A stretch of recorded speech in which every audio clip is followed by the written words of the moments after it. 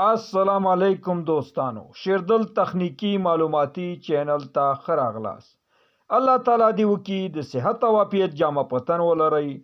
زموږ د نن ورځې ټاپک او موضوع د MCB او آیسولیټر ترمنځ د فرقونو په رابطه باندې ده.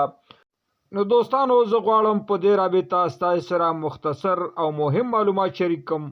نو دوستانو، دا ویډیو مه میس کوئ، تر اخره پورې وګورئ ترڅو تاسو د MCB او آیسولیټر د مهمو معلوماتو څخه ځانونه برخمن کړئ.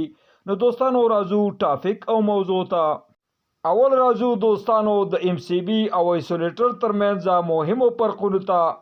MCB بریکر او پلپرم دی دوستانو د منیچر سرکټ بریکر څخه، چې عموما په عمومي مین بورډونو کې د سرکټ د حفاظت او ساتنې لپاره نصب او کنیکشن کیږي، چې د اوورلوډ او شارټ سرکټ په صورت کې MCB بریکر په اتومات ډول باندې دوستانو ټریپ کیږي، بندیږي او د سرکټ حفاظت او ساتنه کوي.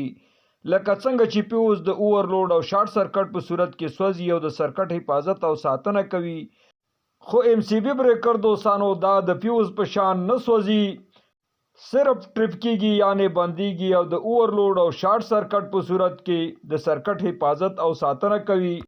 دوهم راځو آیسولیټر ته. آیسولیټر د MCB او د فیوز په شان پروټیکشن یعنی د ساتنې او حفاظت سیستم نه لري، صرف د پاور کیبلو ته د پاور ورکولو د آن او اپ لپاره استعمالیږي.